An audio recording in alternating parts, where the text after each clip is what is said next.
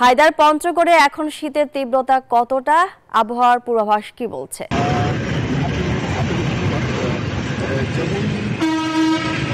গত কয়েকদিন থেকে শীতের তাপমাত্রা কিন্তু আসলে পঞ্চগড়ে কমছে এবং যেটা আমরা দেখতে পাচ্ছি যে ঘন কুয়াশা সেটা এখনো সৃষ্টি হয়নি। কুয়াশা খুব একটা দেখা যাচ্ছে না এবং পঞ্চগড়ের যে জনজীবনের যে বিপর্যস্ততা সেইটাও একেবারে যে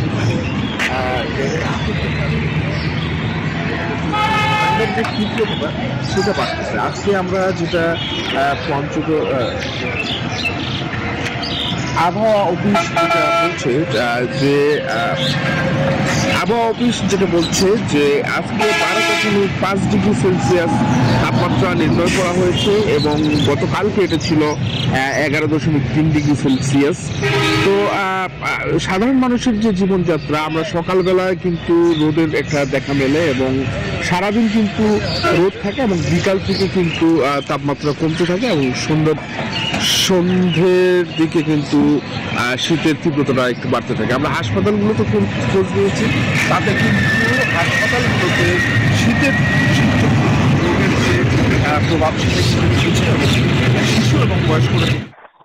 ধন্যবাদ মনি। আপনাকে একটু জানিয়ে রাখি যে দিনাজপুরে কিন্তু গত কয়েকদিন ধরে আমরা দেখেছি একেবারে রৌদ্রোজ্জ্বল যে ভাব সেটি কিন্তু ছিল এবং সূর্য থাকার কারণে কিন্তু শীতের যে তীব্রতা সেটি কিন্তু অনেকটাই কম বোঝা গেছে। কিন্তু গতকালকে থেকে কিন্তু সূর্যের যে তেজ সেটি কিন্তু একটু কম লক্ষ্য করা যাচ্ছে, যার কারণে কিন্তু গতকালকে থেকে আমরা বলতে পারি যে শীতের তীব্রতা কিছুটা বেড়েছে। তবে আবহাওয়া অফিস একটু ভিন্ন কথা বলছেন। তারা বলছেন যে গত কয়েকদিনের তুলনায় কিন্তু শীত যে তাপমাত্রা সেটি কিন্তু একটু বেড়েছে। যদি বলি যে গত পরশুদিন কিন্তু 12.7 ডিগ্রি সেলসিয়াস তাপমাত্রা সর্বনিম্ন রেকর্ড করা হয়েছিল সকাল 6টায়, সেটি কিন্তু গতকালকে কিন্তু 14.0 ডিগ্রি সেলসিয়াস এবং আজকেও কিন্তু 14.0 ডিগ্রি সেলসিয়াস তাপমাত্রায় কিন্তু সকাল 6টায় রেকর্ড করা হয়েছে।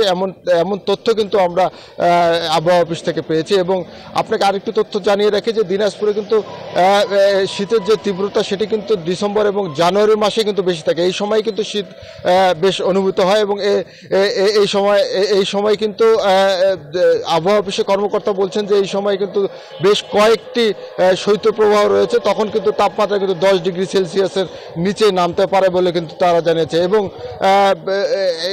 এখন কিন্তু আসলে শীতের যে তীব্রতা সেটি কিন্তু একেবারেই সেভাবে পড়েনি। তবে আমরা দেখেছি যে শীত যখন বেড়ে যায় তখন কিন্তু সাধারণ খেটে খাওয়া মানুষ যারা রয়েছেন তাদের কিন্তু শীতের যে ভোগান্তি তাদের কিন্তু বেশি থাকে এবং তারা কিন্তু বলছেন যে কাঙ্ক্ষিত তাদের যে শীত বস্ত্র যেটি কিনা সরকারি পক্ষ থেকে দেওয়া হয় এবং বিভিন্ন বেসরকারি সংগঠনের পক্ষ থেকে কিন্তু তাদেরকে সেই শীত বস্ত্র দেওয়া হয়, সেটি কিন্তু এবার কিন্তু তারা অনেকটা অপ্রতুল বলে কিন্তু তারা কিন্তু আমাকে জানিয়েছে। তো দিনাজপুর থেকে এই ছিল আমার কাছে সর্বশেষ। ফিরে আছি স্টুডিওতে মনি।